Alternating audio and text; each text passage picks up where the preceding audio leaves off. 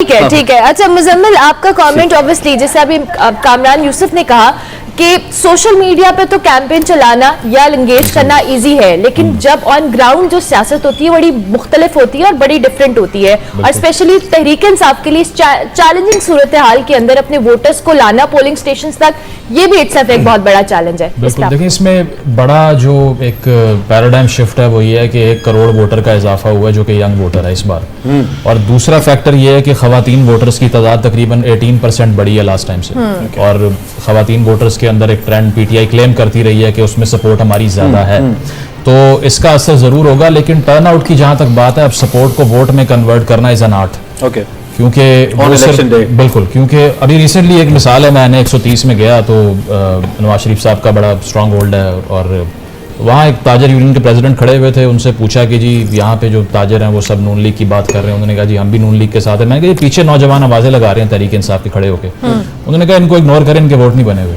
तो मैंने मतलब हैरान हुआ कि यार मतलब वो बहुत कैजुअली ले रहे हैं इस चीज को। लेकिन एक अच्छा मुजम्मिल, ये इग्नोर वो वाला तो नहीं है जो हम पहले कहते थे एजुटेशनल पॉलिटिक्स नहीं कर सकती तहरीक इंसाफ, फिर उसने करके दिखाई फिर उनका वर्कर लड़ा। बिल्कुल, मेरा ख्याल है कि टर्न आउट में कोई बहुत बड़ा सरप्राइज एटलीस्ट मैं तो एक्सपेक्ट नहीं कर रहा कि उसमें कोई बहुत ही ज्यादा इंक्रीज देखने को मिल जाएगा। उसकी वजह यह है कि मायूसी भी बहुत है वोटर्स में। मैं जब गया हूं तो बहुत बड़ी प्रोपोर्शन उन लोगों की है जो कह रहे हैं कि हम किसी को वोट नहीं करेंगे, रिलक्टेंट। अब हिंदुस्तान में तो नोटा की ऑप्शन होती है, नन ऑफ द अबव की, कि आप जाएं पोलिंग स्टेशन पे और ये बता के आएं कि आप सब में से कोई भी प्रेफरेंस नहीं है हमारी। हमारे यहाँ पे वो वोटर जाता ही नहीं है क्योंकि उसको इस ऑप्शन का नहीं पता, ना ही एग्जिस्ट करती है, तो पार्टीज कहती हैं कि बस हम ला नहीं सके वरना वोट हमारी थे। We got 3 minutes, so 1 minute each में डिवाइड कर दूंगा। टर्नआउट के ऊपर देखिए, जो एक स्टैंडर्ड प्रैक्टिस है पाकिस्तान उन ममालिक में है जहां पर अगर आप इस रीजन की बात करें, पाकिस्तान का टर्नआउट जो वोटिंग टर्नआउट है वो सबसे कम होता है। 2018 में, if I am not wrong,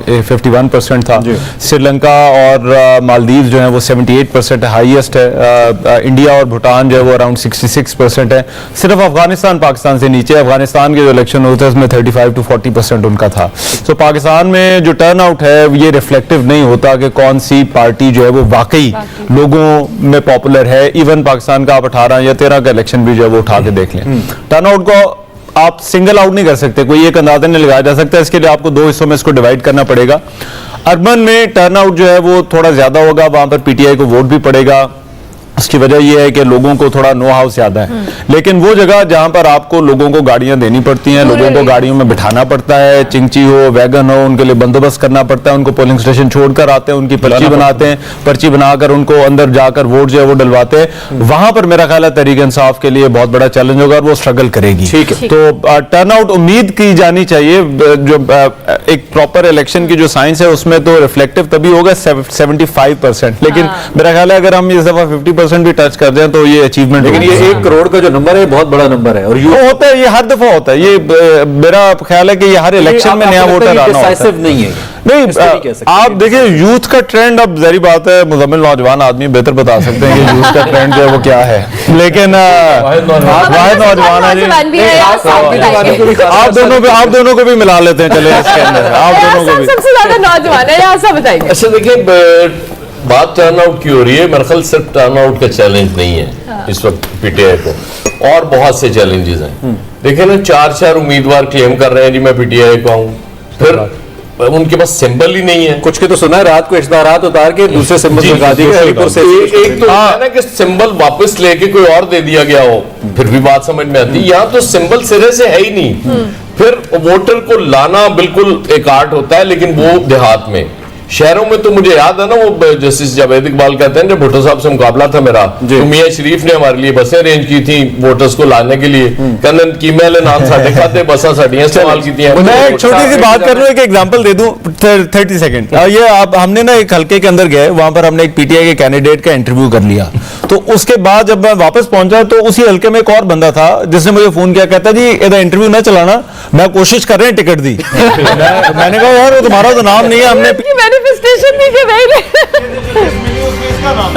मैं कोशिश कर रहा हूं। शायद एक लोगों को बता दिया गया है कि किसने अगली गवर्नमेंट बनानी है, और गिवन की जितनी पोलराइजेशन है, ठीक है जमहूरियत के अंदर इख्तलाफात होते हैं, पहले भी रहे हैं, एक बिटरनेस भी रही है, लेकिन जिस लेवल की तकसीम और पोलराइजेशन इस वक्त है तो उसको सामने रखते हुए कहते हैं कि जो हिस्ट्री होती है that is the best guide. अगर आप हिस्ट्री को सामने रखें तो आई एम अफ्रेड कि मुझे लगता नहीं है कि 8 फरवरी के बाद जो भी जो जमात है वो हुकूमत बनाएगी उस तरीके से मुझे पॉलिटिकल स्टेबिलिटी आती नजर आ रही है। ठीक होगा। एयाज साहब, इस पे आपका कमेंट? बिल्कुल मैं एग्री करता हूं, क्योंकि कहा यह जा रहा है कि जी 10 साल के लिए एक और 10 साल। और अगर मैं इसको रिफ्रेश करूं, जो भी पार्टी जिन भी नंबर्स के साथ बनाएगी, आप ये कह रहे हैं? नहीं, वो गवर्नमेंट बनने का इश्यू ही नहीं है। ठीक है। जब मोस्ट पॉपुलर पार्टी को आप बाहर रखेंगे इलेक्शन प्रोसेस से, आपने मतलब ये कह रहे हैं ना कि जी हर इलेक्शन में होता रहा है, ये इस तरह तो कभी भी नहीं हुआ ना कि कॉर्नर मीटिंग तक नहीं करने दी गई, लोगों के घरों तक के अंदर घुस के लोगों को उठा लिया गया।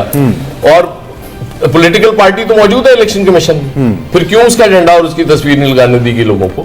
इसका मतलब है कि इससे पहले ये नहीं हुआ। अच्छा, लेकिन ऐसा इसमें फिर एक आर्गुमेंट ये भी तो मौजूद है कि जिस सतह तक ये पार्टी गई, जिस नो गो एरिया में ये पार्टी गई, जिस फ्रंट फुट पे जे जाके खेले, वहां पे आज तक कोई और पार्टी खेली भी तो नहीं। तो इमरान कल नवाज शरीफ साहब ने अपने जलसे में कहा कि मैंने तो कभी किसी को मीर जाफर या न्यूट्रल्स के लकब से नहीं नवाजा, और ये बात दुरुस्त है, वो ऐसा नहीं हुआ। बात है, लेकिन इसके बावजूद वो कहते नहीं रहे कि बाजवा साहब आपको हिसाब देना पड़ेगा। नहीं कहा उन्होंने, वो तो भी चीफ ऑफ आर्मी स्टाफ थे। नेम ब्लेम चलता रहा है। ये इस मतलब हर दफा चीजें आगे जाया करती हैं। मेरा सिर्फ खदशा ये होता है कि आप समझ रहे हैं कि जी ये एक्सट्रीम हो गई, नहीं एक्सट्रीम नहीं होती। जब तक वो प्रोसेस की बात जो कामरान यूसुफ कर रहे हैं ना, जब तक वो नहीं करेंगे, जो इंडिया में वोट की ताकत है, जिस दिन लोगों को यकीन आ गया ना कि वोट की ताकत से हमारा हुक्मरान आ रहा है, उस दिन हालात इस मुल्क अच्छा, अब इसमें जो वोटर का जहन बदलना है ना, वो मैंने आपने तो बदलना नहीं है, वो इन्हीं हुक्मरानों ने अपनी परफॉर्मेंस, अपनी कारकर्दगी, अपने नैरेटिव्स, अपने किरदार से बदलना। अब वो कम से कम उनके मुकाबले में, अब प्रॉब्लम ये है कि यहाँ पे झूठ की सियासत बहुत ज्यादा हुई है।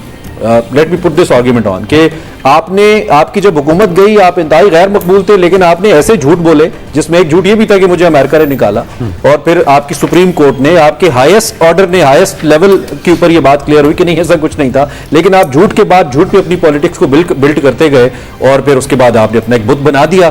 तो इसको फिर निगेट कौन करेगा? सवाल ये है ना कि क्यों निकालने की जरूरत क्यों पड़ी? क्यों निकाला? 1.5 साल रह गया था ना, साल और करा के अर्ली इलेक्शंस ले लेते। ये चीजें आज हम यहाँ बैठे होते जिस पोजीशन पे बैठे हैं, लेकिन ऐसा वो कहते हैं कि 10 साल प्रोग्राम इनका ना निकालते तो फिर वो गले पड़ जाते। 10 साल प्रोग्राम किसने ला के देना था, मुझे ये बताए ना। ये ज़रा मुस्कुराहट जावेद साहब, आप इस पे जरा प्लीज। निकालने का मसला ये है कि इमरान खान साहब जो ना उनकी कोलिशन गवर्नमेंट थे, इत्तेहादी गवर्नमेंट थे, तो खान साहब को किसने कहा था कि आप अपने इत्तेहादियों के साथ बना के न रखें, उनके साथ बिगाड़ कर? यूसुफ हमारे साथ मौजूद है। Thank you very much Kamran कि आपने हमें ज्वाइन किया। अभी ये गुड कॉप बैड कॉप की बात हो रही थी और बड़ी डिस्कशन हो रही कि प्रो एस्टैब्लिशमेंट हो या एंटी एस्टैब्लिशमेंट हो, स्ट्रगल करते हैं सियासतदान। आपका इस पे कमेंट? देखिए, मैं थोड़ा सा कमेंट सुना था, जावेद चौधरी साहब भी बात कर रहे थे, और अक्सर मेरे ख्याल में हमारे यहाँ ये डिस्कशन होती है, सिर्फ पाकिस्तान में नहीं बाकी दुनिया में भी बड़ी एस्टैब्लिशमेंट जो है वो बड़ी स्ट्रांग होती है। भारत का एग्जांपल दी जावेद चौधरी साहब ने। मैं थोड़ा सा यहाँ पे डिसएग्री करूंगा। भारत ऑब्वियसली हमारे उनके साथ एक लॉन्ग स्टैंडिंग हॉस्टिलिटी है, एक खास नैरेटिव हम यहाँ पे पेश करते हैं। पिछले साल मई में मुझे मौका मिला जब वो SCO की काउंसिल ऑफ फॉरेन मिनिस्टर्स की मीटिंग थी, मैं भारत गया, और उससे पहले भी मैं जा चुका हूं। तो आप जितना मर्जी एक पाकिस्तानी होने के नाते नहीं, बट ऑब्जेक्टिवली अगर आप देखें, एक चीज जो वहां पर अगर आपको नजर आएगी, कहते हैं ना कि भारत में जाहिर है कि बहुत सी कमजोरियां भी होंगी, लेकिन कहते हैं कि उनकी जो स्ट्रेंथ है that lies in the democratic process. कि बेशक जो भारतीय मौजूदा वज़ीर आज़म है नरेंद्र मोदी, जितने मर्जी वो स्ट्रांग हो, एक बात उन्हें पता है, ये चीज पाकिस्तान में नहीं है, उन्हें पता है कि वोट की ताकत से ही वो तीसरी मर्तबा मुंतखब हो सकते हैं। वो किसी और तरीके से उसके लिए बेशक वो हिंदुत्वा कार्ड खेलें, बेशक वो राम मंदिर बनाएं, जो मर्जी करें, लेकिन उनको ये बात पता है कि वहां पर भारत के अंदर वोट के साथ ही गवर्नमेंट जाती है और वोट के साथ ही आप इक़्तिदार में आते हैं। तो ये हमारे यहाँ थोड़ी सी एक तो कमरान जहां पे ये बात आ गई, फिर वो रोल तो खत्म हो गया ना, इसका मतलब रोल की नफी हो गई। फिर तो असल तो मसला ही है ना, असल तो मसला ही वोट की ताकत का।